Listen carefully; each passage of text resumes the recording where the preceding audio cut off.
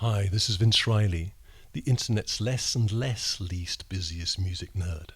Now, I know this sounds a tad corny or even adolescent, but today I'm going to talk about what I feel is the best album I've ever heard.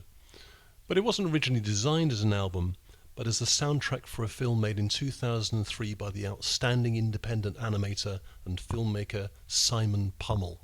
For those of you living under a rock, Jonny Greenwood is Radiohead's keyboard player and lead guitarist, and for Radiohead fans who, like myself, feel that Kid A remains their finest album to date, but have somehow never heard Bodysong, you're in for a treat, as it was written and recorded about the same time as Kid A, and could be seen as much of a companion piece as Amnesia, a CD compiled from the same set of recordings as Kid A.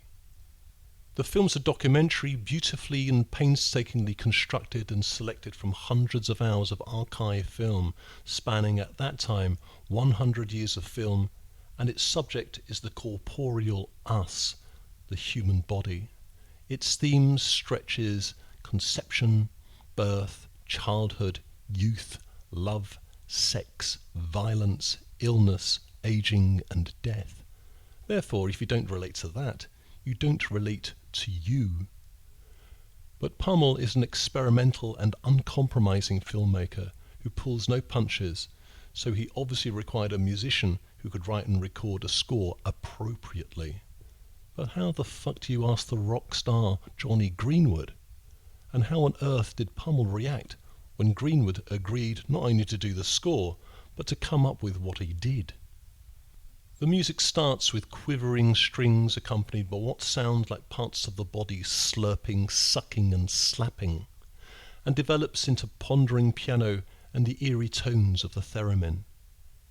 And the rest of the score is equally odd, covering tremolo guitar, crunchy guitar loops, wordless vocals, staccato strings accompanied by solo violin, sequenced electronic twinklings, slowed and sped reel-to-reel, layers of out-of-sync drums and percussion, dub reggae, harmonium both played and tapped on, freeform jazz, wine-glass synths rubbing against classical strings and solo cello, grungy guitar, a return to freeform jazz, this time slowed and sped on reel-to-reel, and then rounded off in full circle with quivering strings.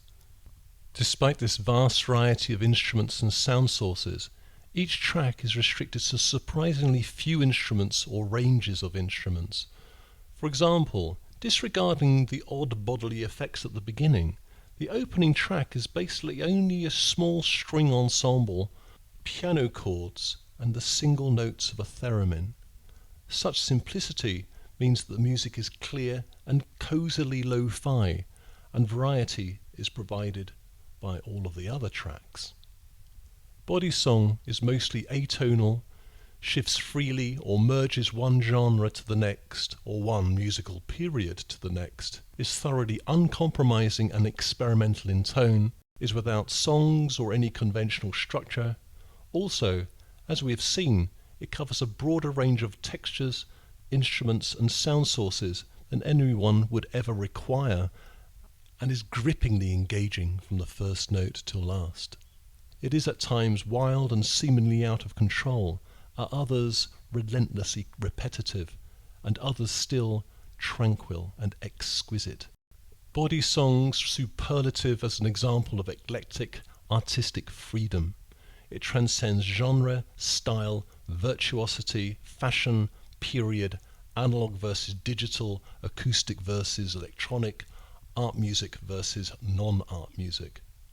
It was Greenwood's first big break to show us what he's worth without Radiohead, slingshotting him on a career scoring for the great Paul Thomas Anderson and, presumably, Greenwood's ultimate goal and deserved shot at longevity, composing music specifically for the classical concert hall.